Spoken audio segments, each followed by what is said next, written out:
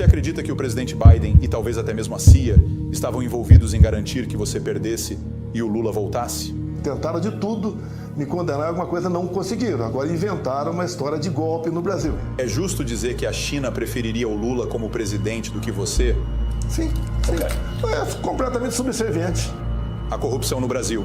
Ele disse que se Jesus viesse ao Brasil, ele mesmo precisaria fazer uma aliança com Judas. Sim, isso é normal no Brasil. Nós sempre fizemos isso.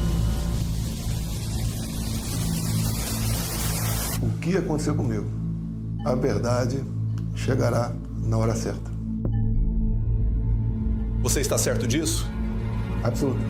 Eu fiz com que o povo voltasse a acreditar no seu país. Prezados amigos do Redação BR Jogo Político, hoje trago a vocês um material que considero um dos mais importantes que já publicamos. Não é apenas mais um vídeo, mas sim um documento histórico. Estamos falando de uma das possíveis últimas grandes entrevistas concedida por Jair Bolsonaro antes da decisão de Alexandre de Moraes, que o proibiu de falar com a imprensa. Nesta conversa franca e sem filtros com o podcast americano PBD, Bolsonaro expõe a engrenagem do poder no Brasil, detalha a perseguição que já sentia se intensificar e envia um recado claro ao mundo sobre os riscos que nossa democracia enfrenta. Estas são, em essência, as palavras que antecederam o silêncio imposto. Talvez sejam as palavras que selaram o seu destino. O sistema age rápido para apagar a história e controlar a narrativa. Nosso papel como cidadãos que buscam a verdade é fazer o oposto. Precisamos preservar e disseminar esta mensagem. Peço que não apenas assistam a este vídeo, mas que se tornem um veículo desta entrevista. Enviem para seus grupos, conversem com seus amigos e familiares. Vamos garantir que a voz de Bolsonaro em liberdade de expressão ecoe mais alto do que a censura. Conto com vocês. Um forte abraço. Redação BR Jogo Político. Você já leu o livro Time de Rivais? Não. Esse é um livro muito bom escrito sobre o Abraham Lincoln. Como ele conseguiu fazer os rivais trabalharem juntos para vencer? Acho que seria um livro muito bom para você considerar ler. Tenho certeza de que eles têm uma tradução. É aquele livro bem ali. É O Gênio Político de Abraham Lincoln. O motivo pelo qual estou mencionando isso é porque eu acho que é um livro realmente perfeito para você começar a ler atualmente. É uma das coisas que eu pessoalmente vi o presidente Trump fazer nesta última eleição. O que ele fez? Ele começou a construir alianças de maneiras que nunca tínhamos visto antes. Certo, faz 1 ano e meio. Mesmo algumas pessoas que eram antigos, sabe, grandes fãs do presidente pela vitória, diziam vai ser o mesmo, vai ser alguém diferente. Eles estavam querendo votar em outra pessoa porque não achavam que Trump ainda tinha uma chance. Mas Trump conseguiu reunir uma coalizão de pessoas. Ele trouxe Tulsi Gabbard. Quem deixou o Partido Democrata para se juntar a ele? Ele trouxe RFK, Bob Kennedy, um grande nome democrata Kennedy, para deixar aquele partido e se juntar a ele. Ele conseguiu Elon Musk, o maior empresário e empreendedor da América, alguns dirão ao redor do mundo. Ele veio apoiar o presidente.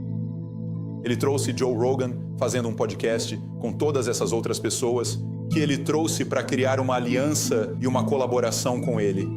Com quem você está trabalhando? Onde talvez eles estivessem contra você em 2018, 2022, onde agora eles estão se aproximando e dizendo, sabe de uma coisa? Com tudo o que está acontecendo no Brasil hoje, sentimos falta de Bolsonaro. Gostaríamos de ter o Bolsonaro. Quais grandes influenciadores em diferentes indústrias, talvez política, negócios, entretenimento, estão te apoiando? Eu não poderia falar o nome deles, obviamente. Mas até gente da Suprema Corte, diferente dos dois que eu indiquei, tem conversado comigo. Da esquerda... Até lá. Eu não tenho a Suprema Corte como inimigos.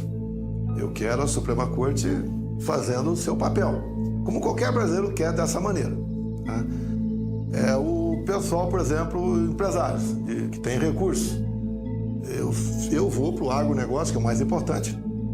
Alguns grandes empresários do Brasil também têm conversado, mas pedem sigilo, obviamente, para não sofrer retaliações aqui no Brasil. Tá? Então, tudo está caminhando, no meu entender, dessa forma. Você pode ver, da penúltima pesquisa, me dava eu na frente do Lula. A última agora, 18 passado. Também amplia a margem para o Lula. E as pesquisas aqui, como me dizem as dos Estados Unidos, né, sempre não eram muito favoráveis a Trump ou Bolsonaro. Tá? É sinal que se eu estou na frente 5%, eu estou no mínimo 10% na frente. E a população, parte da população, como essa, os empresários, o pessoal do agro, entende isso aí. E o que eles querem é que o Brasil volte na economia, o que era comigo, com a equipe que eu tinha do economista Paulo Guedes, que não dá para comparar a equipe do Haddad. Querem um banco central como, por exemplo, Roberto Campos, e não como esse atual Galípolo, que é o indicado por Lula. Eles querem ministérios que resolvam os problemas do Brasil e não fiquem adiando em troca de uma sinalização por parte do empresariado para buscar, talvez, a sua solução. O que o Brasil voltou, sim, que o Lula falou que ia voltar, voltou ao descaso. Se você for pegar os fundos de pensões aqui, quase todos estão indo para insolvência, como um dos últimos agora anunciado, que é o dos Correios e do Banco do Brasil. Prejuízos bilionários o ano passado. E assim os demais fundos aconteceram também. Vai chegar um ponto que o governo não vai ter dinheiro sequer para pagar aí servidor público, mas num primeiro momento vai sofrer quem?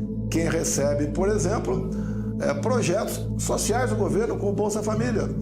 E o Lula vai sempre culpar alguém. Ele está mandando um projeto agora, quer mandar um projeto agora para o parlamento sobre isenção de imposto de renda para quem ganha até R$5.000. Eu só vou poder falar sobre isso porque ver o projeto. E eu quero ver, por exemplo, um primeiro problema ali. Os municípios ficam com a parte desse imposto de renda que estaria sendo agora, ia ficar com o trabalhador. Qual a fonte compensatória para isso? Os municípios vão bater contra? Eu acho que é bem-vindo a proposta da isenção de imposto de renda até R$5.000, mas devemos ver o projeto como um todo, não apenas uma parte dele. E o que o governo mais quer, que a gente tome uma posição no tocante a isso, para ele dizer, olha, nós queríamos isentar de imposto de renda quem ganha até R$5.000, que é a maior parte da população, mas o Bolsonaro, o partido do Bolsonaro não quer. Eu não vou dar essa oportunidade para ele. Eu quero, mas quero ver a regra que ele está impondo nessa questão. O que eu pretendo, caso volte, é mudar apenas um artigo da Lei de Responsabilidade Fiscal. Eu tenho o direito a reduzir ou zerar impostos sem achar uma fonte alternativa para isso que o governo deixou de arrecadar. Me permite aqui, o governo Trump, o que ele falou lá atrás, lá quando ele ganhou as eleições? Ele tinha 4 eixos. O primeiro é desregulamentação. Eu revoguei 5.000 normas regulamentadoras. Ele fala em desburocratização. Eu transformei o governo brasileiro no segundo mais digital do mundo. Ele falou em redução da carga tributária. Eu reduzi impostos de uma infinidade de produtos, entre eles a questão dos combustíveis. E ele fala do choque de energia, perfurar reservas indígenas e áreas também que tem a preservação ambiental. Nós lá atrás acertamos aqui, por exemplo, a construção eólicas offshore na costa do Brasil, que é diferente dos Estados Unidos. Lá tem vendaval, tem tufão, aqui não tem nada. E tem um vento constante. O gerado de energia, com dinheiro de iniciativa privada, nós acertamos em 22, é o equivalente a 50 Itaipus. Assim como nós acertamos, por exemplo, a exploração de urânio em Santa Quitéria, estado do Ceará, que o governo agora parece que entregou ou para a França ou para a China. A questão de minerais raros também, como, por exemplo, a questão do lítio, né, que é muito importante, lá no Vale do Jequitinhonha, que ele agora, pelo que eu estou tendo também conhecimento, falta só a comprovação final, entregou para a exploração chinesa. E eu queria fazer muita coisa, pretendo no futuro fazer com os Estados Unidos. Eu prefiro estar alinhado a um país democrático, que tem a liberdade acima de tudo, que é um país como a China. Então, só rapidinho, quando você disse que ele estava tentando impedir que as pessoas pagassem impostos abaixo de $5.000, essa era a sua ideia ou era a ideia do Lula? A ideia minha lá atrás, enquanto candidato.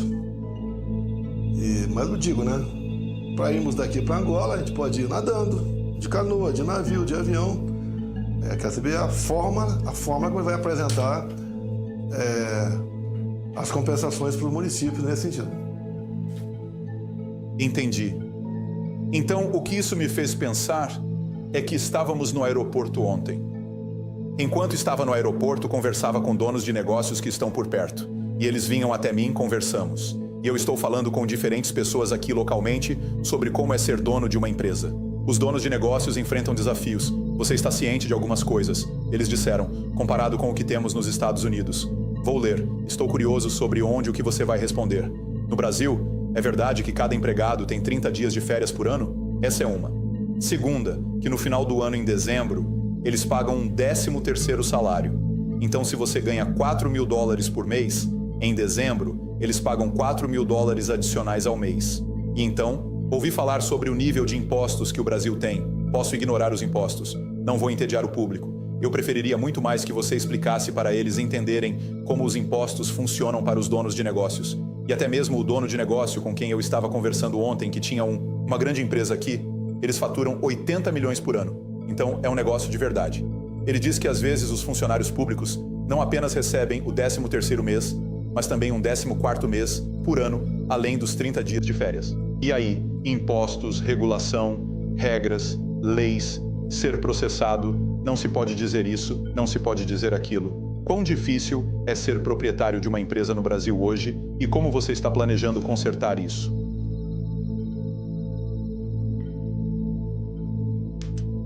Os brasileiros vão para os Estados Unidos e não reclamam que lá não tem direito trabalhista.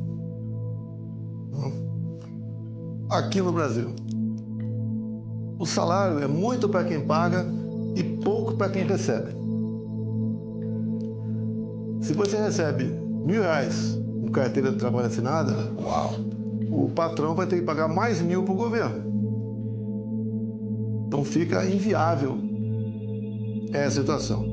Se você fala aqui em mexer nos direitos trabalhistas, em reformular, a esquerda movimenta essa massa de trabalhadores contra você. Eles fizeram isso nas eleições de 2002, quando o nosso ministro da Economia, ou melhor, ministro do Trabalho, Francisco Dornelles, quis aí mexer na CLT, modernizando a CLT, não tirando o direito trabalhista. O que a esquerda fez? Fez uma campanha enorme pelo Brasil, dizendo que os deputados que haviam votado na Câmara aquela proposta queriam acabar com o 13º, com hora extra, com fundo de garantia, com licença gestante, com adicional de férias. Mentiram. Mas, em função dessa mentira, a internet estava começando naquele ano aqui no Brasil, o PT fez uma bancada da Câmara. E acabou, então, pelos critérios da época, indicando o seu presidente. E grande parte dos parlamentares que perderam o mandato, deputados até bons, é porque haviam votado favoravelmente a essa proposta do ministro do Trabalho, Francisco Dornelles. A proposta foi para o Senado e não foi votada. Perdemos muito lá. Nas eleições de 22, em especial nas inserções de rádio aqui no Brasil, o PT falou que eu queria acabar com o 13º, fundo de garantia, hora extra, e por coincidência, nessa reta final, foi-me negado 1,5 milhão de inserções de rádio pelo Brasil. Então eles sempre usam a massa de trabalhadores contra o patrão. Eu com Paulo Guedes havíamos começado a discutir um projeto muito bom, chamado Minha Primeira Empresa. Então todo aquele que está reclamando do patrão ia ter a chance de abrir a sua empresa e pagar um salário muito bom para os seus empregados.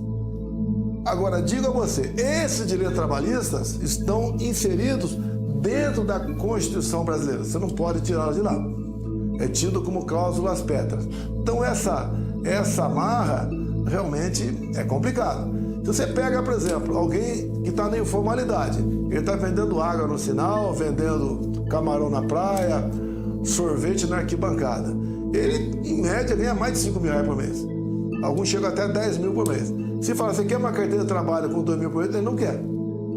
Então essa grande amarra, esse grande problema, se você for discutir isso por ocasião das eleições, você perde a eleição. Porque a esquerda vai dizer que você quer tirar o direito dos trabalhadores. E até aqui, os desempregados ficam contra você. Então, isso é meio que como a Previdência Social nos Estados Unidos? Porque se você fala sobre Previdência Social, os baby boomers mais velhos ficam assustados imediatamente porque acham que vão perder seus benefícios, mesmo que quando nos enviam a carta da Previdência Social todo ano, diz que vai acabar em 2035. Assunto muito delicado. é o mesmo nível de sensibilidade no Brasil? Eu não sei se entendi a tua pergunta. Estou falando especificamente dos donos de negócios e sobre os impostos. Nós fizemos, em 2019, primeiro de mandato também, uma reforma na Previdência. Porque ela ia quebrar. Hoje em dia, dada a quantidade de benefícios sociais, dada a dificuldade de se achar gente para trabalhar com esses critérios, em poucos anos, se não for feita uma nova reforma da Previdência, ela vai quebrar no Brasil.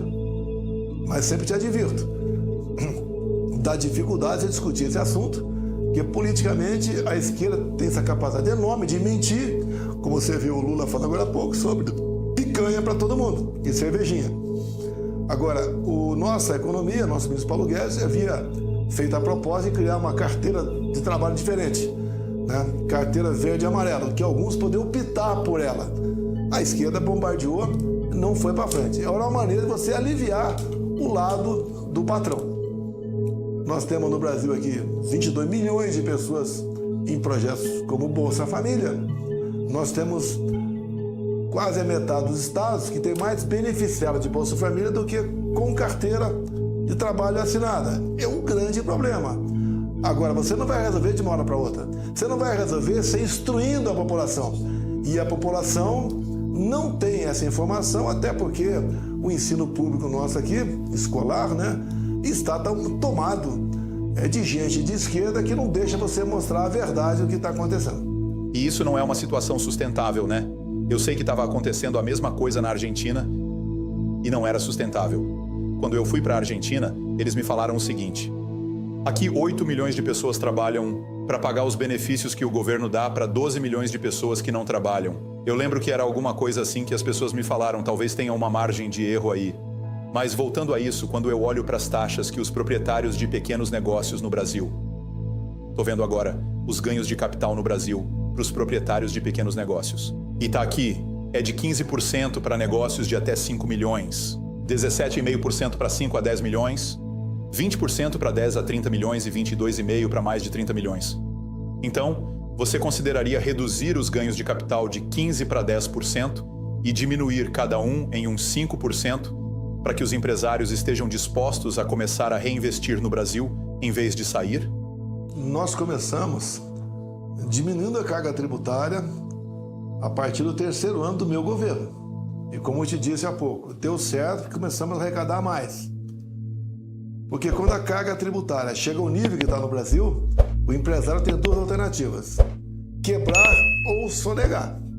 E quando nós começamos a diminuir a carga tributária, diminuiu a quebradeira e o empresariado começou a acreditar que estavam fazendo a coisa certa. Até o exemplo que a gente dava, né? A gente tem que dar exemplo. Mesmo que a economia seja irrisória, dá exemplo. Eu, por exemplo, cheguei no Palácio da Alvorada, desliguei o aquecedor da piscina que era aquecida com energia elétrica, e mostrar a população. Eu nunca usei meu cartão corporativo, foi zero. Podia sacar até 20 mil por mês e gastar no que bem entendesse. Deixei de fora. Quando viajava pelo Brasil, dormia em quartéis do Exército. Quando ia para o exterior, dormia em embaixadas. Agora, acabando de ter a notícia, o governo saindo do Brasil, o quarto dele vai 95 mil reais. Que é uma coisa que vocês estimulam as pessoas aqui. É o seguinte, por exemplo. Terminamos o governo sem denúncia de corrupção. Deixar bem claro no tocante a isso aí. Mora de uma invasão aqui em Brasília. A Polícia Federal foi lá para pegar minhas armas. Acredite nisso. Ex-presidente da República, capitão do Exército, a Polícia Federal foi na minha casa, pegou minhas armas. Consegui deixar uma arma comigo. Eu tenho 3 mulheres dentro de casa. Bem, então alguns exemplos. Ficam, marcam e arrastam. Andando por todo o Brasil, nós temos a prova disso que você vai levar o vídeo que estamos te entregando aqui agora. Mas, realmente, se você não sinalizar para diminuir essa carga tributária, ninguém quer ser patrão no Brasil. Hoje, a taxa de juros do Brasil, eu acho que é a primeira ou a segunda mais cara do mundo. Entre você investir no campo ou numa empresa, é melhor você aplicar na Bolsa de Valores. Ou deixar seu dinheiro rendendo no banco, numa aplicação lá que tem várias que são compensadoras. Tá chegando o ponto, chegou o ponto Brasil, que é melhor você viver aqui. Quem tem dinheiro, não investir. E quando ele começa a fazer isso, menos oferta de trabalho, carência de produtos, né? Isso leva ao aumento da inflação, como tem aumentado no Brasil. Agora, esse governo não tem coragem de tomar essas medidas. Nós, chegando ao poder, resolveríamos isso aí. Eu garanto que nenhum trabalhador vai perder renda. Agora, nós temos que dar uma olhada em alguns benefícios, caso contrário, a tendência é todo mundo ir para a miséria um dia sem emprego. E quando se fala aqui, tem uma massa muito grande que ganha Bolsa Família aqui, né? E o governo Lula é admirador do regime cubano e venezuelano. Eu pergunto, quanto é o Bolsa Família em Cuba e na Venezuela? É zero. A tendência é isso. Se nós não reformarmos a legislação trabalhista, repito, não vamos tirar direitos dos trabalhadores. Queremos apenas reformular e fazer com que o patrão possa realmente pagar seus encargos, senão a tendência é quebrar. E tem outra coisa para falar. Você pode ver, com o avanço de inteligência artificial, entre outras coisas, cada vez mais a mão de obra não qualificada deixa de existir. Essas pessoas vão viver do quê? É uma interrogação que dá para discutir. Agora, é difícil discutir com parte da população porque ela acha que, alguns, né, acham que o dinheiro não vai faltar nunca. Então, só para a gente esclarecer bem aqui, qual é a diferença, na verdade, a diferença entre o Brasil e a Argentina? É que quando o Milei, que aliás é um amigo seu, né, você estava lá na posse dele na Argentina e voltou para o Brasil depois. Mas quem era o maior adversário do Milei na Argentina? Ele tinha alguém tipo o Alexandre de Moraes por lá? Alguém que pode não ter ficado muito feliz com a vitória dele? Olha, também ninguém acreditava no Milei. Ele acabou chegando, ele é um bom economista e botou em prática o seu projeto, sobre benefício, inclusive. E a Argentina começou a dar certo. Tanto é que o peso argentino valorizou-se muito. Hoje você vê argentino de férias do Brasil, você não vê brasileiro de férias na Argentina. Então essas medidas são dolorosas, você tem que tomar. Mas se discutir essas propostas antes das eleições é praticamente um suicídio. Tá? Agora nós temos pelo potencial do Brasil. Assim como o Trump vai explorar petróleo, reservas indígenas e área de proteção ambiental, se nós fizermos a mesma coisa no Brasil, o mundo vai ver que nós estamos no caminho certo. Nós temos, por exemplo, no Brasil, um estado lá no norte do Brasil, Roraima. Qualquer país precisa de energia. Lá tem um rio chamado Rio Cotingo. No vale do Rio Cotingo você pega 12 quilômetros de extensão por 600 metros. É uma queda enorme. Você tem como gerar energia para um terço do Brasil, ou talvez até metade, pelo volume de água. Mas você não pode fazer nada porque é uma reserva indígena. Ou seja, você tem como sair desse seu estado de coisa sem sacrificar a população, que já ganha pouco. E ganha pouco, e muitos se contentam até com isso, porque não tem outra alternativa. Esse, no Brasil, o Bolsa Família, fez com que, e faz com que certos municípios pequenos, no interior do Brasil, não morram, porque é o que movimenta a economia nesses municípios. Então o Bolsa Família tem seu lado que realmente pode até não ser muito benéfico, mas tem um outro lado que é humanitário que você não pode esquecer. Pois é, eu acho que, só para explicar, eu estou perguntando isso porque quando você concorreu em 2018, a sua candidatura era muito pautada na lei e na ordem, né? Você falou sobre diferentes políticas, abordou questões de anticorrupção, anti-estabelecimento e liberalização econômica. Enfim, esses eram tópicos na sua candidatura em 2018, certo? Já a candidatura do Milei foi muito focada principalmente no que estava acontecendo com o peso argentino, né? O negócio do afuera e ele querendo se livrar de tudo. E assim, realmente, o Milei lançou a primeira criptomoeda deles, certo? Ele estava falando sobre algo do tipo do Departamento de Eficiências Governamentais para a Argentina. E mesmo que o país seja uma nação socialista, ele ainda teve muito apoio. Então ele pôde se candidatar. Se você pudesse concorrer agora em 2026, e você obviamente já está concorrendo, né, direta e indiretamente, quais são alguns tópicos que você abordaria na campanha? Por exemplo, quando eu assumi, eu cortei 20 mil cargos em comissão, de livre nomeação. Nós não realizamos concurso público, exceto para a Polícia Federal e Polícia Rodoviária Federal. Nós diminuímos o número de funcionários. A reforma administrativa, nós começamos a fazê-la. E era para ser aplicada para servidores que tomassem posse a partir da data da sanção daquela lei. Tivemos o problema da esquerda, dizendo que era para atingir todo mundo. Isso prejudicou a gente por ocasião das eleições. Mas se não fizer isso, a tendência é o servidor público ficar sem ganhar salário no Brasil.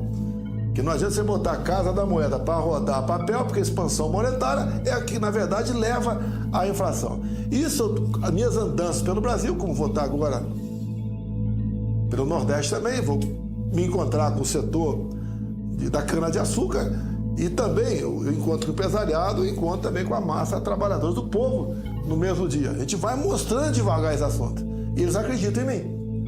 Ou a gente se sacrifica agora para sermos felizes lá na frente, agora se deixar como está, todo mundo vai sofrer. E o Brasil, por esse tamanho que tem aqui, é um país que tem as maiores riquezas minerais do mundo, maior biodiversidade, terras agricultáveis, água potável, belezas naturais, clima aprazível. Não tem como esse país não dar certo. O que está errado é quem está conduzindo o Brasil. Eles acreditam em mim, têm confiança em mim, e eu tenho certeza que, voltando, sem essas amarras da justiça, a gente bota o Brasil no eixo. Até porque vamos ampliar o nosso relacionamento, em especial com os Estados Unidos. Eu estou te perguntando isso porque eu penso... A sua campanha hoje, com o clima que está no Brasil, sabendo que eles controlam a Suprema Corte e tudo, como você pega as pessoas por trás disso? A economia, considerando a taxa de aprovação baixa do jeito que ela está, eu acho que uma parte disso tem que continuar sobre a economia e sobre os pequenos empresários. Porque o Trump pegou a Arábia Saudita e falou para eles: ei, coloquem $1 trilhão aqui. Chegou para outro banco e pegou $500 bilhão. Saiu por aí conseguindo diversos investimentos milionários para o país, entende? E isso fez com que o clima para investir nos Estados Unidos melhorasse, já que estava entrando uma grande quantidade de dinheiro de fora. E para você... Enfim, isso ajuda os americanos, né? Se o dinheiro está vindo, então esse $1 trilhão gera milhares de empregos, entende? Gera trabalhos que pagam bem, gera muito mais oportunidades para os outros, e isso é bom para a economia. Então eu queria saber o que você podia estar fazendo, e eu nem sei se isso está acontecendo agora com o Lula, mas para que outras empresas de outros países digam: quer saber? A gente está tão otimista com o futuro do Brasil que queremos investir bilhões de dólares aqui. O que você faria para isso acontecer aqui também? Primeiro que o governo atual espanta qualquer investidor. Eu sou completamente o oposto do Lula. Eu sou pela privatização, pelo livre mercado, e nós colocaríamos nos ministérios pessoas parecidas com aquelas que ocuparam o meu governo no passado, onde eram pessoas competentes e honestas. E é muito comum na América do Sul, né? O Brasil não é diferente. É um governo terminar com várias denúncias ou processo de corrupção ou pessoas presas por corrupção, coisa que não aconteceu no meu governo. Por exemplo, quando o Trump fala no choque de energia dele, eu tive uma proposta lá atrás de um país árabe de $1 bilhão para investir na Baía de Angra dos Reis, transformá-lo o que seria uma Cancún. E daí tinha, para a gente poder investir, revogar um decreto. O decreto é presidencial, mas só que decreto ambiental quem revoga é o parlamento. Não tive força para revogar esse decreto, perdemos $1 bilhão. Agora, muitos governadores, quando ficaram sabendo dessa possibilidade, começaram a procurar no meu estado também tem esse problema. Se você não rever a legislação ambiental no Brasil, você não tem como o país realmente respirar na economia, que é a palavra-chave para você sonhar com dias melhores para você. Então, chegando à presidência, obviamente, assim como no segundo mandato do Trump, ele chegou mais preparado, com uma equipe melhor e atacando realmente o estado profundo, minando aí o pântano, tá? Dragando o pântano. Você não tem como fazer nada. Não dá para você chegar aqui ser apenas paz e amor. Você tem que ter uma proposta para fazer com que os ministérios que estão aparelhados, bancos oficiais que estão aparelhados, tá? Estatais também, mover o Brasil e despertar confiança lá de fora. Hoje nós temos um recalque desse governo anterior que o mundo aí fora olha pra gente. Nós chegamos a ter taxa de juros no Brasil 2% ao ano, agora está 13%. Não tem como dar certo nesse país. Não se combate a inflação apenas aumentando a taxa de juros. um remédio muito simples, mas tem um limite. Esse remédio está matando o Brasil. O homem do campo, empresários também, estão se endividando cada vez mais. Estão vendo essa bola de dinheiro que tem junto aos bancos aumentar de forma geométrica. Então, isso tudo, tá? Essas propostas, o sentimento, a imagem, a convivência que tiveram no meu governo, eles sabem que a gente vai fazer algo melhor agora. E também parecido com o Trump, mais objetivo e atacar de frente esses problemas todos no Brasil. Dá para resolver. Eu entendo que o povo está do meu lado, ele é mais forte que qualquer outra instituição no Brasil. Agora, sobre a corrupção no Brasil. Eu estava conversando esses dias com algumas pessoas e perguntei para elas sobre a história do Brasil. E sabe, senhor presidente, uma coisa que todo mundo me fala é sobre a corrupção no país, a história dela, o que aconteceu, essas coisas. E acho que foi o Lula que disse num documentário que eu estava assistindo outro dia, ele disse que se Jesus viesse para o Brasil, até ele teria que fazer uma aliança com Judas. Isso é o que o presidente Lula disse. Esse é o nível de corrupção no país. A gente vê esse documentário e vê o atual presidente Lula sendo associado a aquele apartamento que ele pegou e que ele foi condenado a 9 anos e meio de prisão por causa disso. Mas depois aumentam para 12 anos. Aí, quando eles estavam investigando todo mundo, eles dizem: ei, esse dinheiro que foi pago, vocês estavam pegando uma parte para vocês? Tipo uma propina, sabe? E aí vários políticos disseram: mas isso é normal de acontecer no Brasil. A gente sempre fez isso. É quase como se a corrupção fosse normal aqui, entende? A gente pega um pouco do dinheiro. Se fizermos um acordo com você, então a gente merece uma parte. E aí acontecem aqueles problemas com o Lula, e 4 meses depois, a esposa dele tem um derrame e infelizmente falece. E até o próprio Lula foi criticado por dizer que tinha sido a esposa dele que pegou o apartamento. E ele mudou de posicionamento depois. E ontem à noite eu estava junto com o seu filho, o Eduardo, e a gente foi jantar com um pessoal. E lá na mesa do restaurante, eles começaram a me contar que existia uma prisão no Brasil, que durante o período do regime militar, de 1964 até 1985, quando as pessoas eram presas, pessoas que cometiam crimes de colarinho branco eram presas junto com políticos, junto com pessoas envolvidas com a máfia, junto com assassinos, criminosos, enfim, tudo misturado. E então, durante esse tempo, eles iam se treinando, sabe? Os políticos aprenderiam a cometer crimes mais eficientes e os outros criminosos aprenderiam como ganhar mais dinheiro com os crimes. Mas, da sua perspectiva, por que não importa com quem eu falo, todo mundo diz que o nível de corrupção no Brasil é bastante diferente de outros países, no sentido de ser muito mais alto? As prisões existiram, mas não justifica, depois delas, esse aperfeiçoamento. Justifica. Tá? E o que o Lula quer, falando isso, é justificar a corrupção do próprio governo dele. Nós convivemos muito bem, os 4 anos, sem denúncia de corrupção. Eu tinha 23 ministros, né? Eu tinha dezenas de estatais, 5 bancos oficiais, não tive problema nenhum. Agora, quando você começa, para conseguir apoio político, entregar patrimônio da União, a tendência é essa mesmo. Você pode botar um santo lá, que ele vai partir para a corrupção. Até porque com o Lula não se tem exemplo, para não se fazer algo diferente. Então nós fizemos algo diferente. As estatais, que eram sempre deficitárias, começaram a dar lucros bilionários conosco. Hoje são prejuízos bilionários. Tá? Os fundos de pensão estão aí quebrando todos. São 6 milhões de pessoas, ativos, aposentados e pensionistas, e cada vez mais estão vendo o seu horizonte bastante escuro no tocante aos seus rendimentos. O Lula botou no fundo de pensões, para administrar fundo de pensão, que gente já foi condenada lá atrás, no próprio fundo de pensão. O fundo de pensão dos Correios, por exemplo, lá atrás, com Lula e Dilma, compravam papéis da Venezuela, de Chávez e Maduro. E aviões da Força Aérea iam para lá e voltavam para cá, com uma certa constância, buscando o quê? Não sei.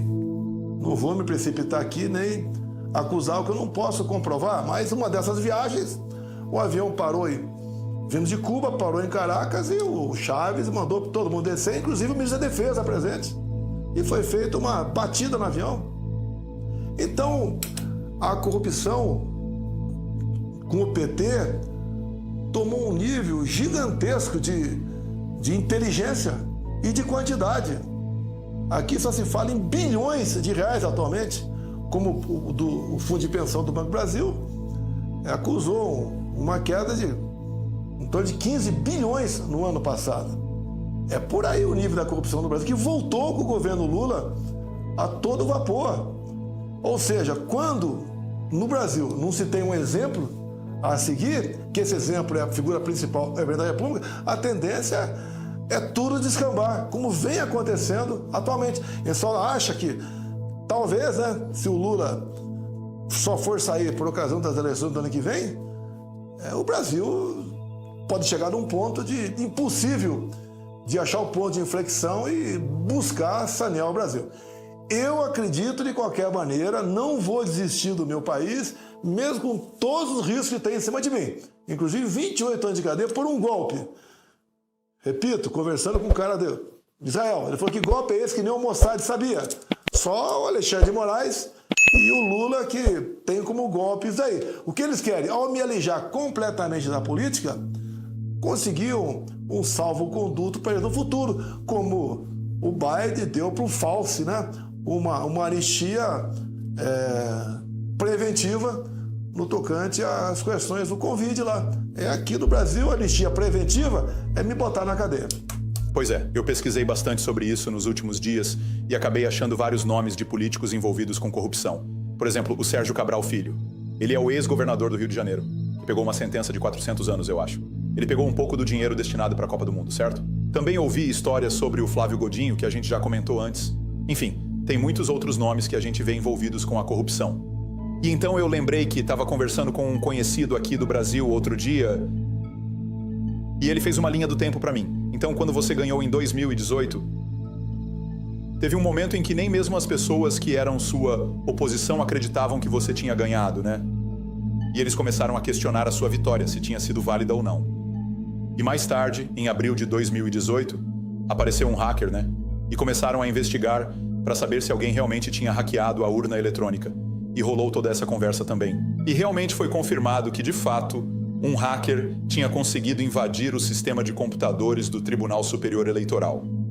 E aí vieram as eleições. Então, o primeiro turno foi em 7 de outubro de 2018, e você estava concorrendo contra o Haddad. Aí vem o segundo turno, em 28 de outubro. Daí, em novembro, acho que foi no dia 7, né? Uma revista chamada Tecmundo publicou uma entrevista com um hacker anônimo. Ninguém sabia o nome dele, mas sabiam quem ele era. E ele disse na entrevista que ele tinha acessado o sistema com o login e a senha de um juiz que, se não me engano, você que nomeou, era o login do juiz Sérgio Banhos, do TSE.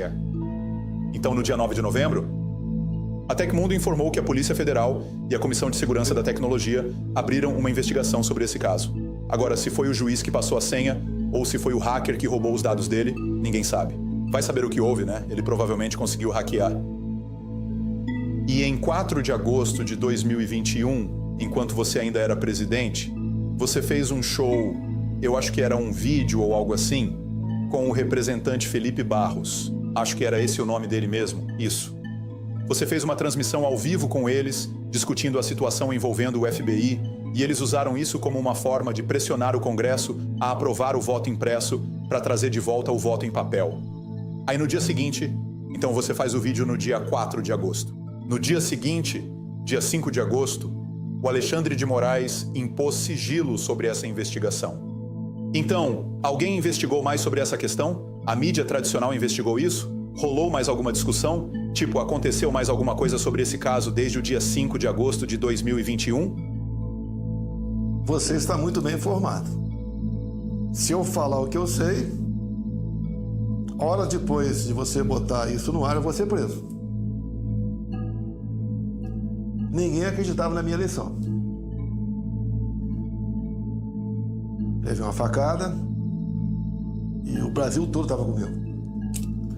Até porque eu falava a população e fiz minha campanha em cima de uma passagem bíblica, do João 8,32. E conhecereis a verdade vos libertará. Tão logo acabou o segundo turno, em outubro de 2018, alguém mandou para o TSE uma denúncia de fraude. E a presidente do TSE é a senhora Rosa Weber. de imediato, ela tomou providência para que a Polícia Federal investigasse essa fraude. E eu não fiquei sabendo dessa investigação. Eu fiquei sabendo em 2021, 2 anos e pouco depois, por intermédio do deputado Felipe Barros. Ele estava numa comissão na Câmara que estava discutindo mudança no sistema eleitoral. É uma proposta de emenda à Constituição da deputada do DF, Bia Kicis, para a gente. Eles queriam adotar o voto impresso ao lado da urna eletrônica, como existe na Venezuela hoje em dia, como existe no Paraguai hoje em dia. E alguém tomou conhecimento desse inquérito, a comissão votou por unanimidade, foi aprovado e foram buscar esse inquérito na Polícia Federal. E ele, quando chegou na comissão, chegou uma cópia para mim também, porque era aberto a todo mundo, não tinha nenhuma classificação sigilosa. E esse inquérito eu mostrei na minha reunião com embaixadores. E por que eu fiz a reunião com embaixadores e mostrei? Porque 2 meses antes, o então presidente da Justiça Eleitoral, o senhor Edson Fachin, também reuniu-se com embaixadores e terminou a sua reunião dizendo o seguinte: tão logo o TSE anuncia o ganhador das eleições, os seus respectivos chefes de Estado devem reconhecer o ganhador. Parece que ele já sabia quem ia ganhar. Bem, ao mostrar para os embaixadores, no dia seguinte, esse inquérito foi classificado como confidencial, secreto. Se alguém falasse alguma coisa sobre ele, seria preso. É a política do Brasil. Prende e pergunta depois. Essa é a nossa liberdade de expressão. Esse inquérito está aberto até hoje. O que eu posso te adiantar? Esse inquérito está aberto até hoje. Aberto até hoje. Não foi fechado. Nenhum delegado aceitou encerrar o inquérito sem um parecer isento. Não aceitou. Está aberto até hoje. Desde 2018. Vai fazer 7 anos agora, em novembro. Se eu falar o que estão nessas 3 páginas, vão me prender imediatamente após você divulgar isso daí. Eu quero preservar por enquanto, mas eu espero que esse inquérito torne-se público. Nós não temos liberdade de expressão no Brasil. Se você falar de vacina ou urna eletrônica aqui, você é preso no Brasil. Esse é o problema que a gente vive no momento. Eles estão prosseguindo aqui, me acusando de um montão de coisa. Agora, isso tudo, a origem eles dizem que desde 2019 eu comecei a desacreditar o sistema eleitoral para dar um golpe. É a acusação deles. Né? Agora, eu desde 2012 lutei pelo voto impresso. Tanto é que em 2016 eu aprovei o voto impresso. A Dilma, foi 2015, a Dilma vetou, nós derrubamos o veto. E daí o Supremo Tribunal Federal, por 8-3, disse que o voto impresso era inconstitucional. Não sei baseado no quê. E continuou esse sistema eleitoral nosso, que é o eletrônico, que segundo uma auditoria externa de 2014, pedido pelo partido PSDB, essa auditoria diz que as urnas são inauditáveis. Então você falou muita coisa aí, eu não vou dizer se é verdadeiro ou é falso, mas vou dizer que você está muito bem informado. Abrindo essa caixa preta desse inquérito, você resolve a questão do sistema eleitoral brasileiro. Isso vai aparecer mais cedo ou mais tarde. Então, assim, a pessoa com quem eu estava falando disse que, inicialmente, o Partido dos Trabalhadores estava contratando um hacker para encontrar uma forma de desviar os votos.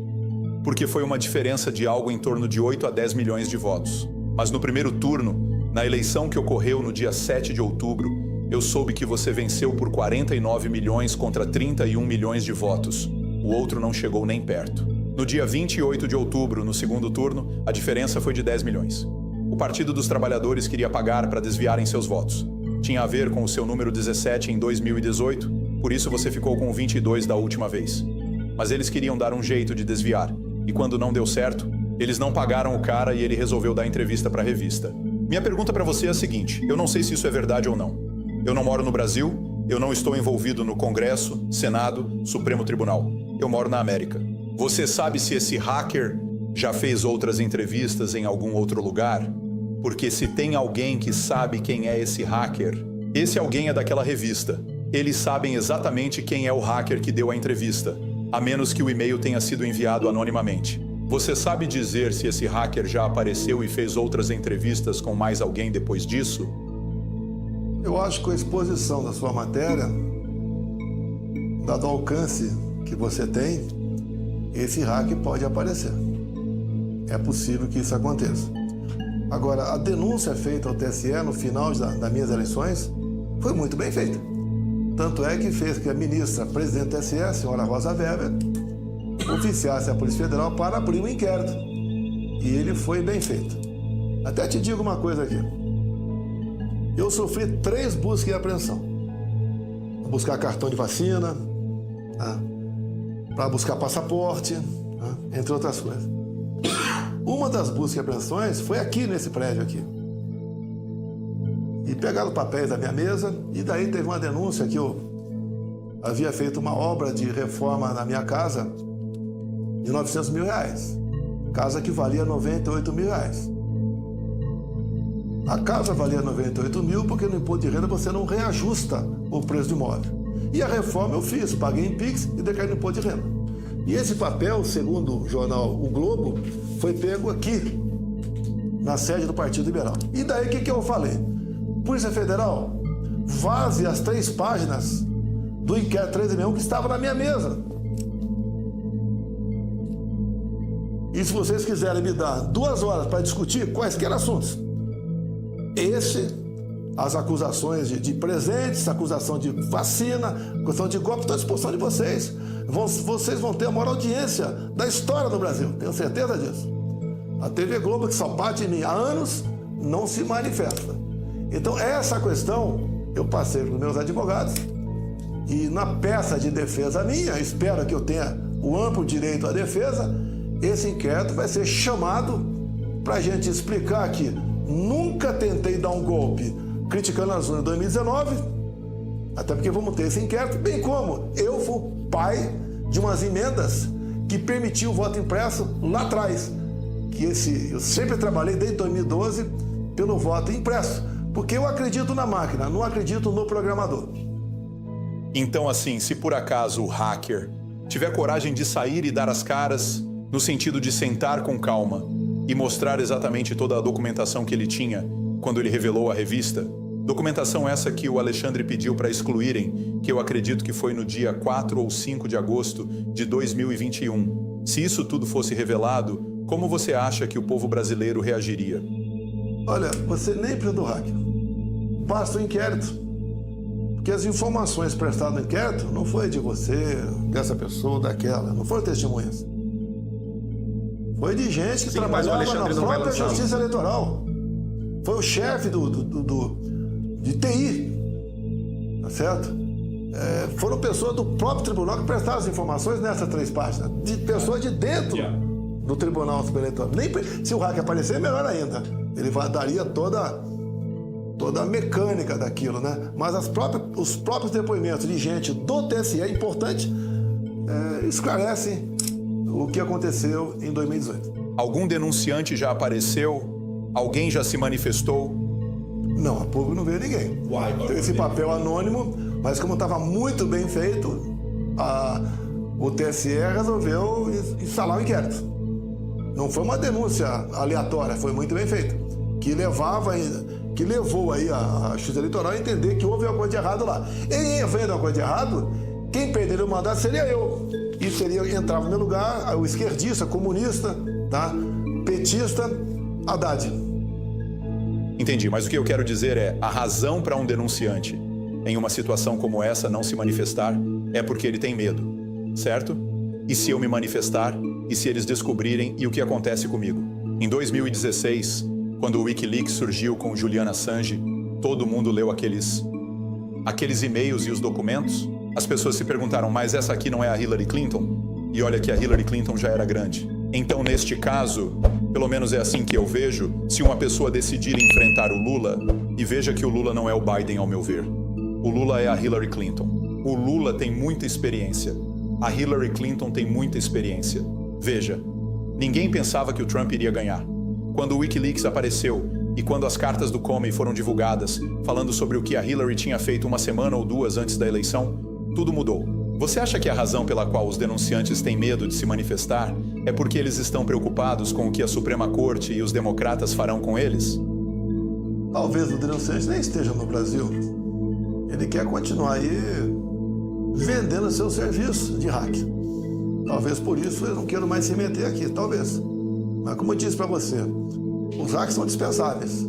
O próprio inquérito, se chegar na tua mão, você liga para mim, eu te digo as 3 páginas que mostram o que aconteceu de verdade em 2018. Mais uma vez eu quero dizer que a pessoa certa vai ver isso, mas vai exigir muita coragem para fazer. Talvez se a pessoa se manifestasse, eu acho que a maior preocupação seria se caso ela fosse casada e com filhos, porque às vezes esses caras que mostram a cara não têm filhos. Se ele aparecesse, talvez ele fosse precisar se mudar para outro estado como a Flórida para se sentir um pouco mais seguro. Porque isso é importante, especialmente para mim. Eu sou americano e eu amo a América. Mas a minha mãe é armênia, o meu pai é assírio e eu morei no Irã. O Irã costumava ser um país bonito nas décadas de 60 e 70, antes da Revolução. Não havia problemas no Oriente Médio quando o Shah era presidente. Enfim, quando ele era o rei. Daí assim que o Khomeini e o resto do regime chegaram, foi o caos. Para uma pessoa que conhece e tem posse dessa informação, e ele sabe que isso foi usado contra você, qual seria o motivo para ele decidir não aparecer? Eu sei que parece quase que uma coisa negativa, mas parece uma atitude que mostra quase que uma falta de... Eu não quero dizer falta de amor e orgulho pelo próprio país. Não me interprete mal. Mas eu acho que se ele aparecesse, ele seria visto como um herói a ser admirado por muitos anos. E ele colocaria medo no sistema de justiça, que desistiria de intimidar o próximo Bolsonaro. Que é o que eles vão fazer. Se eles conseguirem fazer isso com você, eles vão continuar fazendo com o Nicolás Ferreira. Eles vão fazer isso com Gustavo. Eles vão fazer isso com Eduardo. Eles vão fazer isso com qualquer um e todos que vierem a seguir. Ou até o próprio Pablo. Pode ser quem quer que seja que eles vão dar um jeito de ir atrás. De qualquer forma, essa foi uma mensagem para essa pessoa. Se ela ouvir isso, eu espero que ela tenha coragem de se manifestar. Esqueça o hacker, olha para mim.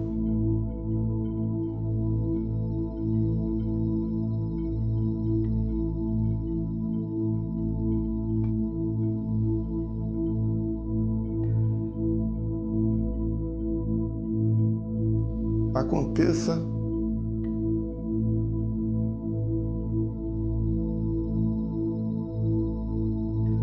o que aconteceu comigo, a verdade chegará na hora certa. Você tem certeza disso? Absoluta. Aconteça o que aconteceu.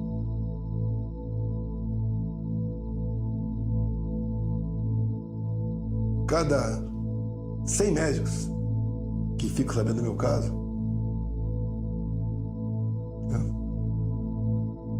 ou melhor, cada 100 pessoas que passaram o que eu passei com a facada, segundo os médicos, um sobrevive. Eu vejo o Trump, questão de 3 dedos, ele teria morrido. Eu acho que eu e ele não fomos salvos de nada. A diferença enorme entre o Trump é o seu poder aquisitivo meu. Tá? Eu estou me virando para pagar advogado. Apesar de saber que a decisão de lá não depende de um Rui Barbosa. Tá? Depende de outras coisas. Mas eu podia ter continuado nos Estados Unidos. Eu podia estar como exilado nos Estados Unidos. Não tenho competência para muita coisa, mas tem um nome. Um ex-presidente. Uma fonte de informações que eu tive no mundo todo. Conversou o quê? 3 horas com o Putin. Interessa. Então tem informações. E me ofereceram emprego lá para até trabalhar como garoto propaganda na venda imobiliária. Sei, tá certo?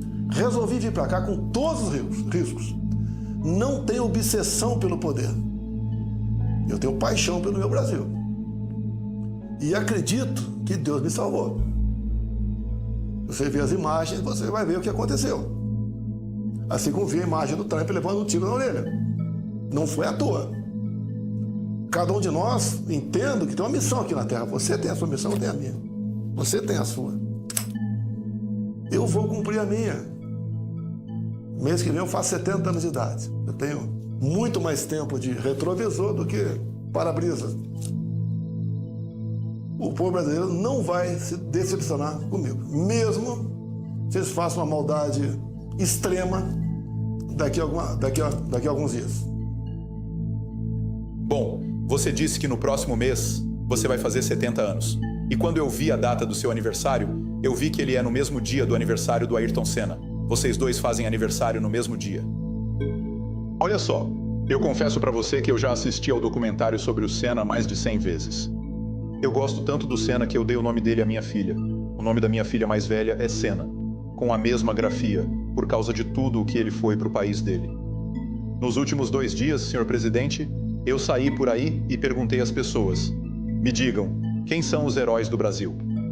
Todo mundo com quem eu falei me respondeu o seguinte: Pelé, Senna e Bolsonaro. Por que você acha que o seu povo te ama tanto assim? Uma coisa rara no político, falar a verdade. E eu levei a verdade para todo o Brasil. Eu fiz com que o povo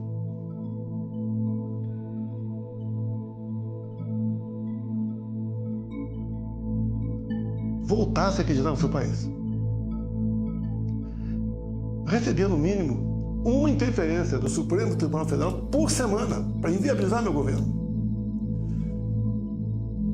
Trabalha de domingo a domingo. Eu fiz com que o povo voltasse a admirar as cores verde e amarela, a conhecer o seu potencial.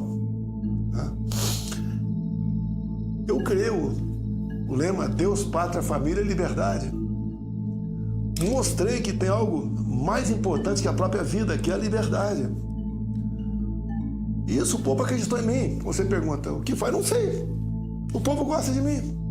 Sou o melhor dos que estão aí, eu sou. Estou resistindo. Porque eu não critico apenas, eu mostro qual é a porta de saída. Coisa que ninguém fez. Eu tenho paciência de conversar com todo mundo. Coisa que poucos políticos fazem isso. Não é só eu. Nos meus ministros, secretários, nós criamos novas lideranças. Eu nunca trouxe para mim o mérito de qualquer ganho. Eu dividia o mérito com todos eles. Temos alguns bons governadores, senadores, deputados, vereadores agora, surgindo por todo o Brasil. Então, como eu consegui fazer isso? Eu não sei. Talvez por ser um caipira do interior de São Paulo, que eu nunca neguei a minha juventude e nunca busquei. Olha, eu era um pobre coitado, minha mãe tinha 7 filhos, vote em mim. Não. Todo mundo aqui é igual. Eu sou contra cotas. Eu sou contra essa agenda woke, eu sou contra ela desde quando ela apareceu no mundo. É igualdade, é meritocracia. Eu passei em concurso aqui para a Academia Militar de Resende. Concurso nacional, 38 vagas, eu passei, fui aprovado. Não sou diferente dos demais que estão aí, você tem que ter oportunidade e lutar por ela, não esperar que o Estado vá te atender. Isso eu sempre levei para a nossa população, eles acreditam na gente. Fiz motocicletas em São Paulo com 300 mil motos. É coisa inacreditável. Você vai ver nos vídeos, pô. Então nós levamos algo diferente para a população. Agora, não vim aqui, cheguei até onde cheguei para me acovardar por causa de uma pessoa. De uma pessoa. Que não aguentaria uma cariação comigo sobre essas verdades. Não aguentaria. Busca uma maneira de prender, ou até mesmo fazer outra coisa, dada a força do poder. Dá para vencer. Vamos vencer. Não é eu, não é por mim. Eu, quando me elegi presidente, eu falei, meu Deus, qual é o meu pecado a pagar com a presidência da República? começou no meu mandato, pessoas importantes do Legislativo, entra na presidência, fecha a porta, eu quero isso, você não governa. É assim que funcionavam as coisas no Brasil. Eu segurei. Quer ver um outro recado que eu estou dando aqui agora? A estatal mais cobiçada do Brasil sempre foi Itaipu Binacional. Por quê? Porque não é auditada. Se eu falar quem tinha seus braços lá dentro, você cai para trás, documentado. Eu não quero fazer, nem tentei fazer um governo de retaliações. Vamos tirar esqueleto de armário, vamos perseguir. Não persegui ninguém, zero. Completamente diferente do que o PT fez agora. Apesar de ouvir sempre Olavo de Carvalho, que o pessoal no Brasil sabe quem ele é, e falava sobre isso, eu achei que podia fazer diferente no tocante a ir para cima da esquerda ou não ir. Eu não fui. Não vou dizer que estou arrependido. Farei diferente se voltar. Esse pessoal tem que sair da vida pública, como o Trump está fazendo lá. Ele está drenando o pântano. Ah lá, tem o FBI de vocês, a CIA, tá? Braços de parte dos democratas. Aqui não é diferente. Agora eu sei como fazer. Em exemplo do Trump no segundo mandato. Dá para você drenar o pântano aqui do Brasil, dá para você fazer diferente, dá para você fazer esse Brasil crescer. E cada vez mais tendo boas parcerias. Eu estimulei parcerias, negócios com quem? Mundo árabe, com o Japão, Coreia do Sul, Estados Unidos. É isso aí que eu fiz. Não me aproximei com o Lula feito Irã, Venezuela, Cuba. Dinheiro nosso financiando obras em Cuba. Portos em Cuba, metrô em Caracas, aeroporto em Angola. Dinheiro para a Bolívia, que inclusive pegou 2 refinarias nossas. E qual foi o papel do governo brasileiro? Eles expropriaram, tomaram 2 refinarias nossas. O que o Celso Amorim disse? Na época, ministro das Relações Exteriores. Depois foi ser ministro da Defesa aqui no Brasil. Disse que o Brasil estava tendo um comportamento imperialista. E a refinaria, o território era deles e, consequência, a refinaria era deles. Consequência para nós, gás mais caro. Ou seja, aquele grande acordo chamou-se de Foro de São Paulo, estava todo vapor. Quem é o Foro de São Paulo? Foi criado em 90. Quem estava no Foro de São Paulo? Lula, Fidel Castro, Farc, Forças Armadas Revolucionárias da Colômbia, ditaduras quase do mundo todo. Criaram esse grande fórum para se ajudar por ocasião das eleições. E a imprensa aqui nunca acreditou nisso. Achava que era uma teoria da conspiração. E a resposta está aí. Cada vez chegando mais para todos nós. O próprio Lula, dizendo que o Hamas não é um grupo terrorista. Como achando que lá estavam defendendo algo que sempre foi deles. Matar criança, estuprar mulheres, né? Degolar homens, tocar fogo. Isso não é terrorismo para o Lula. E um grupo aqui no Brasil trabalhou para o Lula voltar, para tirá-lo da cadeia, torná-lo elegível, porque estavam salvando a democracia do ditador Jair Bolsonaro. Você não vê uma ação minha para censurar a mídia social ou mídia tradicional. Nada, zero. Muito pelo contrário. Tivemos liberdade absoluta no Brasil, mas foi só sair o que esse pessoal que voltou agora, com a ajuda do Supremo Tribunal Federal, quem diria? Fazer com que o tal do bolsonarismo, quando o ministro, o atual presidente do Supremo Tribunal Federal, ministro Barroso, ele falou numa reunião da União Nacional de Estudantes, nós derrotamos o bolsonarismo. Derrotou como? Com que ações? O NCAA teve dinheiro no TSE ou não? Que eu espero que venha essa informação dos Estados Unidos. Nós não temos como sair desse buraco sozinho. Nós não temos como lutar, nós, as nossas próprias forças brasileiras aqui, buscar uma alternativa para isso. Precisamos dos Estados Unidos dessas informações. Espero que Elon Musk consiga isso daí. Mostre se veio ou não dinheiro para cá. Se o Mike Benz, né, acerte naquilo que ele falou ou não. Se não existisse o USAID, o Bolsonaro seria presidente do Brasil. Eu acredito que seja verdadeiro isso. Precisamos apenas de uma comprovação que, no meu entender, virá. Afinal de contas, o USAID foi até para grupos terroristas lá do Oriente Médio. Então é verdade mesmo que você não vai poder se candidatar em 2026? Nesse momento, não. Qual é a estratégia? Eu registro a candidatura no último dia. Até lá, eu acho, espero, estarei arrastando mais multidões ainda pelo Brasil. Concorrer às eleições sem oposição é uma negação à democracia. Os Estados Unidos não tem essa figura da inelegibilidade. Agora, se eu for condenado, que seja uma condenação justa. Não uma condenação de tentativa de golpe. Eu pergunto para vocês, americanos todos. Alguém ficou sabendo de uma tentativa de golpe no final de 22? Teve algum tanque na rua? Alguma manifestação? O 8 de janeiro foi tentativa de golpe? Pobres coitados. Mães que estão presas, que dormem e acordam, você vê seus filhos menores, estão presas, acusados de tentativa armada de mudar o Estado Democrático de Direito. Não foi encontrar nenhuma arma. O Trump alistou lá. Eu espero que não precise chegar ao futuro presidente de direita para alistar esse pessoal. Eu espero que o parlamento aqui do Brasil consiga aprovar. E as informações que eu tenho de momento, que já temos votos na Câmara para aprovar a anistia para o 8 de janeiro aqui no Brasil. Então, quem exatamente possui a autoridade para permitir que você concorra em 2026?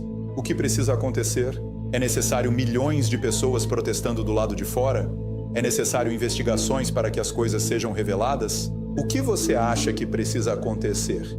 Será que precisa que algum informante apareça? Algo nas redes sociais? O que você acha que precisa acontecer para que você seja capaz de ganhar as eleições em 2026? Primeiro, não perdemos a nossa liberdade de expressão. Um fator positivo para nós foi o Trump ter comprado o Twitter. Se não fosse isso, a censura já estaria imposta no Brasil aqui. Tá? Nós temos aqui áudios vazados da equipe de jurista do Alexandre Moraes conversando com o Tribunal Superior Eleitoral na feitura de processos contra a direita. E o juiz fala: não tem provas? Use sua criatividade. Um juiz fala: o ministro Alexandre Moraes quer o Eduardo Bolsonaro. O que quer? Quer caçar o Eduardo Bolsonaro.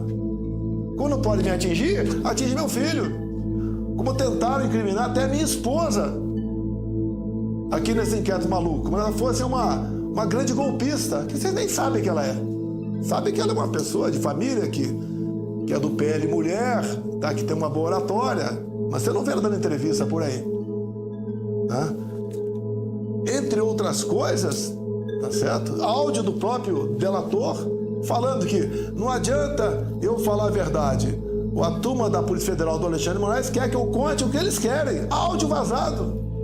O que precisa mais para comprovar o que está acontecendo aqui no Brasil? Agora, também uso outra passagem bíblica muito importante, né? Que diz: por falta de conhecimento, meu povo pereceu. Cada vez mais informações que chegam junto à população, a gente vai criando uma massa crítica que vai servir para diminuir o ímpeto de algumas pessoas que ousam manter ou avançar com a ditadura no Brasil. Sim, foi muito importante nos Estados Unidos o que a juventude fez no TikTok, no Instagram, no YouTube, no X. Todos eles se uniram.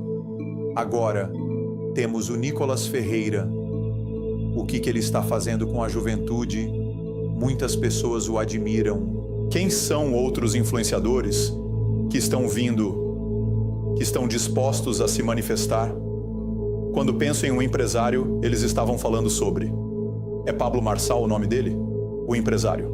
Marçal, sim, ele tem muitos seguidores. Ele é como se fosse... Alguns dizem o Tony Robbins, alguém que as pessoas respeitam. Você tem o Nicolas, tem o Pablo, talvez tenha o Neymar, o Gustavo. Qual é o sobrenome do Gustavo? Acho que é Lima, Gustavo Lima. Esses caras, eles vão conseguir desempenhar um papel importante para fazer os outros pensarem que eventualmente precisamos fazer algo sobre o ano de 2026. Vai ser fundamental. Tem muitos nomes que não tem a projeção que estes têm, mas no somatório são muito maiores que esses juntos também. Ultimamos aqui um grande encontro desses influencers. Foi fantástico. Presente gente das plataformas, inclusive. Tá? Então nós contamos com essa massa crítica de pessoas influencers para não é mudar, é para aumentar a informação e nós conseguimos o nosso objetivo, que é termos um presidente que não seja aí comunista, tá? Que pense no seu povo, no seu país e entenda que hoje o mundo se conecta, tá? E com essa força nós realmente sonharmos com dias melhores. Hoje em dia você está com problema no Brasil, não é picanha apenas, é café, até ovos. Aqui a média nacional, a unidade do ovo ultrapassou R$1. E o que o governo faz agora? Eu acho que não tem nos Estados Unidos. Aqui ele quer que você bote a data de validade, pinte a data de validade no ovo. Um grande empresário tem como sobreviver, mas vai aumentar seus custos. Médio para baixo, vai aumentar em muito o custo ou não vai ter mais ovos no Brasil.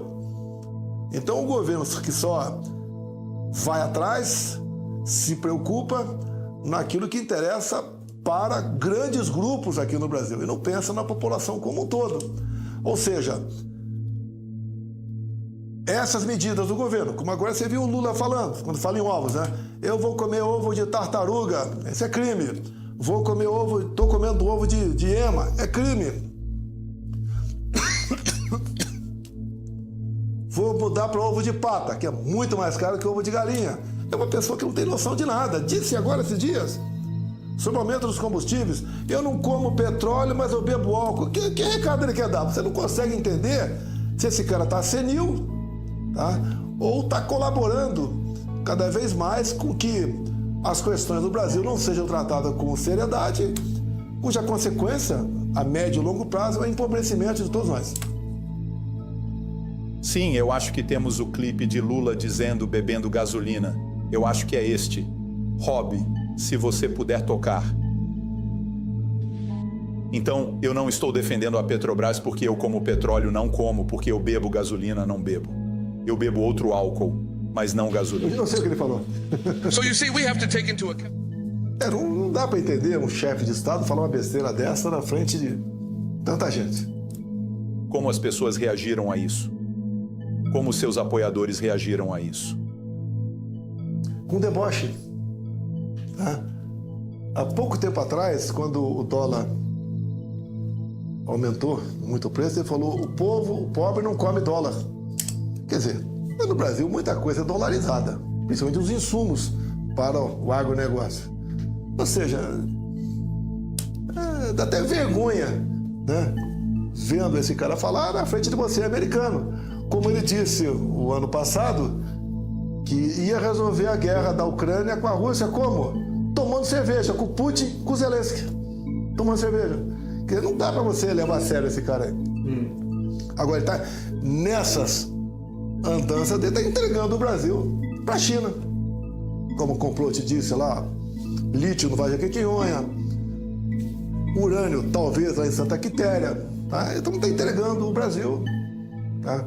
O Brasil está se afundando essa taxa de juros exorbitante.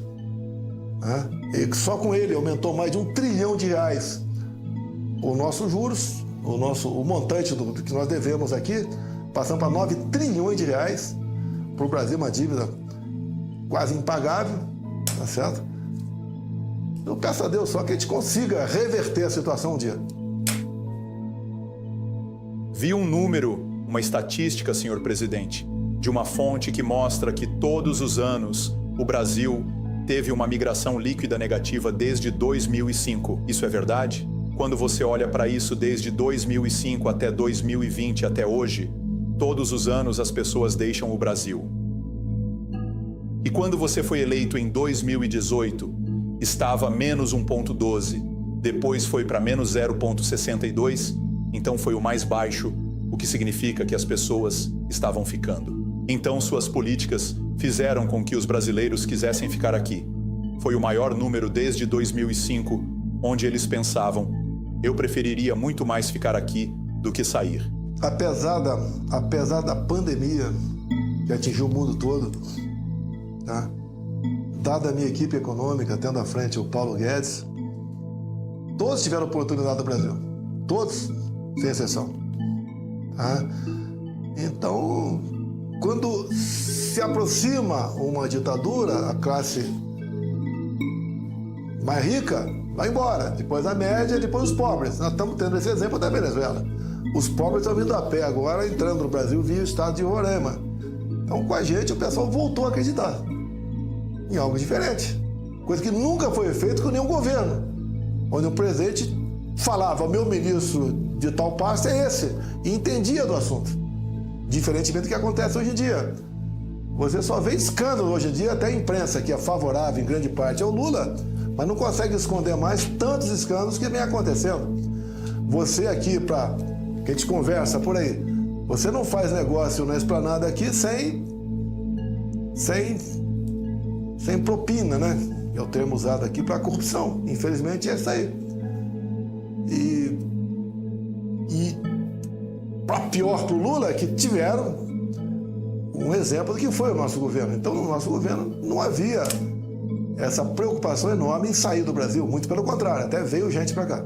Sim, é interessante porque eu estava assistindo uma entrevista com, acho que o nome dela é Fernanda Torres, que acabou de fazer um filme chamado Ainda Estou Aqui, e ela estava na CNN sendo entrevistada por Cristiane Amanpour, que eu acredito que seja uma senhora persa que trabalha na CNN e está lá há um bom tempo. Eles estavam pleiteando por esse personagem, essa mulher cujo marido foi morto. Ela tinha 5 filhos, e o filho escreve o livro sobre a história. Acho que é disso que a história se trata. Eu não assisti, e na entrevista ela diz, eu nunca poderia ter feito este filme sob o governo de Bolsonaro. Este filme nunca teria sido feito, só teria sido feito sob Lula. O que você acha do que ela disse sobre esse filme que nunca teria sido feito sob você?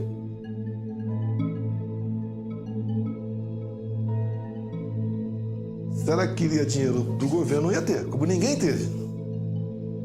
Agora, esse filme, parceiro... Eu fui o único presidente que tinha teto de gastos. Eu não podia gastar mais do que aquilo. E cumpri isso aí. Agora, por coincidência, é Rubens Paiva, né? O Brasil tem 5.600 municípios. Onde eu me criei é o Eldorado Paulista, um desses. Município pequenininho, 5.000 habitantes. A família Paiva tinha uma fazenda lá. Essas pessoas, eu era garoto e via na cidade.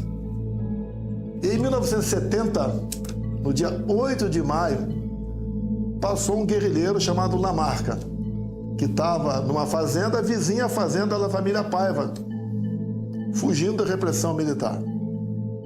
Eu estava lá. Esse filme tinha que começar comigo, tinha que começar eu falando por que o guerrilheiro Lamarca tinha uma base de guerrilha em Eldorado Paulista, vizinha à fazenda da família Paiva, fazenda Caraitá.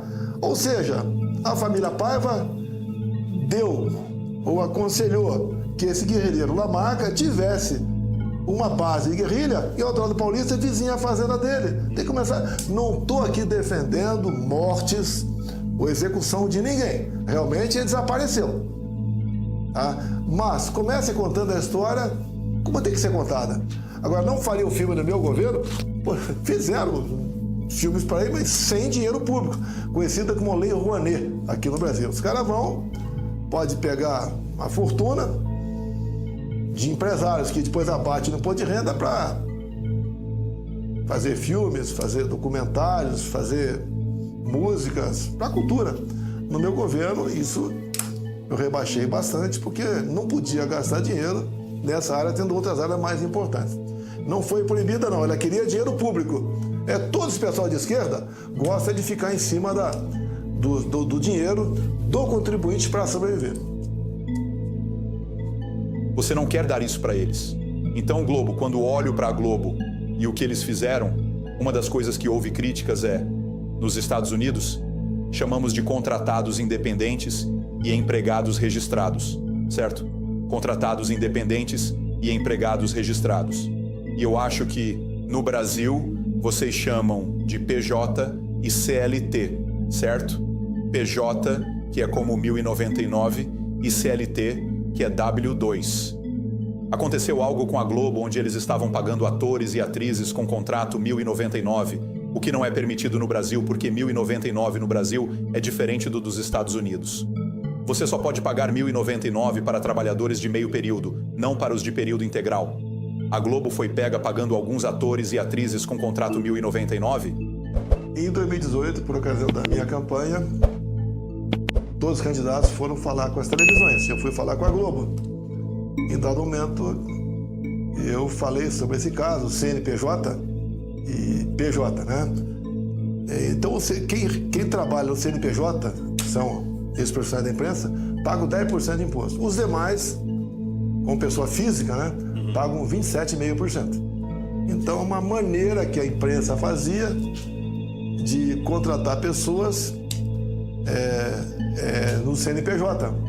E essas pessoas pagavam menos imposto de renda. Eu denunciei isso e atacamos essa questão. O imposto tem que ser igual para todo mundo. Lógico que a imprensa não gostou disso, o pessoal da Globo, mais um motivo para me atacarem. Mas, enquanto eu estava lá atrás, enquanto presidente, eu resolvi esse problema aqui. Então você não está fazendo amizade com a Globo? Não é que eu não sou amigo, né? Eu prezo pela igualdade. Meritocracia, igualdade, sou contra cotas, tá? E eles são contrários a isso aí. Que até cotas pra gente que tem certos costumes, né, existe no Brasil. É a tal da agenda woke, né? Parabéns lá pro Trump que não aceita lá no passaporte trans. Ou é homem ou é mulher. Ponto final. Se quiser ficar na dúvida, vá para outro país, sem problema nenhum. Quando foi a última vez que você fez uma entrevista com a Globo? Você já fez alguma entrevista com a Globo? Apenas lá em 2018, antes da minha campanha. Depois nunca mais aceitaram. As raras vezes queriam gravar eu não gravo. Porque eles editam e botam o que quer no ar, tá? Vou lhe fazer uma pergunta pessoal e ela não tem nada a ver com política, mas da minha parte, eu sei que você é muito amigo de Piquet, certo? Aquele piloto. O piloto brasileiro, Nelson Piquet, o nome dele. Você gostava mais do Piquet ou preferia o Senna? Isso é muito controverso. É um atrito, certo? Eu sei que o Nelson Piquet ainda continua com a rivalidade até hoje, né? É isso aí. Lógico, me dou muito bem com o Nelson Piquet. E com o Senna nunca tive amizade com ele. Faleceu em 94, né? Há muito tempo, era jovem ainda. Mas continua sendo ídolo meu e da totalidade dos brasileiros, né? Assim como o Pelé. Mas o Piquet também é um ídolo também. É menos conhecido, bem difícil ele ser mais brigão, vamos assim dizer, né? Mas é um grande ídolo brasileiro também. Eu gostava muito de ver seus duelos lá com Nigel Mansell, com Prost. Tá? Naquele tempo eu tinha prazer de assistir Fórmula 1. Hoje em dia já não assisto mais. E temos um grande ídolo também, o Emerson Fittipaldi aqui no Brasil, que fez sucesso na Fórmula Indy nos Estados Unidos. Certo. Última pergunta antes de terminarmos, e novamente agradeço por nos conceder 3 horas. Qual é a sua última mensagem aos brasileiros, se eles estiverem assistindo, para algumas pessoas que talvez tenham perdido a esperança na América cerca de 1 ano e meio atrás? Muitas pessoas haviam perdido a esperança. Elas não sabiam o que iria acontecer. Estavam preocupadas que Biden fosse ser presidente novamente e que a economia iria ficar do jeito que estava, com guerras no Oriente Médio, Israel, Hamas, Ucrânia, Rússia. Estavam muito preocupadas com elas mesmas e com muitas indústrias sofrendo, taxas de juros, inflação. Foi perturbador. Com isso, a esperança diminuiu para muitas pessoas. E então, de repente, Trump continuou aumentando essa esperança e agora, obviamente, a responsabilidade está no nível mais alto. Quão esperançoso você está e que mensagem pode dar às pessoas que talvez tenham perdido alguma esperança? Olha, sempre pode ficar pior. Não desista, não desanime, não jogue a toalha. Não prejulgue as pessoas como se fossem todos iguais. Tem gente que é igual a você aqui no Brasil. Para mim, estaria muito mais fácil estar do outro lado, sem problema nenhum. Mesmo se tivesse um caminhão de denúncia e corrupção em cima de mim. Estou do outro lado, o lado de você, o lado do povo. Assim como o povo americano acreditou e votou no Trump. Estamos vendo o que está acontecendo lá. Aqui não vai ser diferente. Esqueçam que porventura eles possam fazer por mim. Tem muita gente que nós aqui mostramos para o Brasil que pode me substituir tranquilamente, algumas até melhor do que eu. E assim sendo, nós não podemos abandonar esse grande país que nós temos chamado Brasil. Ninguém no mundo tem o que nós temos. Que pese, né? Temos metade do território russo. Mas aqui tem muito mais meios, muito mais gente e até mais, né? Dizer a vocês, né? Além daquela riqueza que eu falei. Nós somos o país das mulheres mais bonitas do mundo. Um país cristão. Aqui é a terra prometida. Vamos fazer a nossa parte, não vamos nos omitir e não vamos desistir do nosso Brasil. Eu estou aqui porque acredito em Deus e acredito em vocês. Muito obrigado. Que mensagem incrível para eles. Eu agradeço muitíssimo pelo seu tempo e vejo que você tem uma moeda aí. Uma medalha para você aqui é uma brincadeira que a gente faz, né? A medalha 3i. Todos os homens querem essa medalha, que afinal de contas ela mostra aqui o espírito que nós temos aqui de alegria, de mesmo sofrimento, a gente poder sorrir. E tendo em vista o mundo woke, né, mas estamos deixando isso para trás, é uma grande mensagem que tem. Você, a partir de agora, é imorrível, imbrochável e incomível. Então, quais são os dizeres aqui nessa medalha que você acabou de me entregar? Aqui está escrito imorrível, imbrochável e incomível. Macho, no gay. Muito obrigado por esta medalha. Eu agradeço a você, senhor presidente. Isto foi fantástico e foi realmente um prazer passar tempo com você. Obrigado. Brother.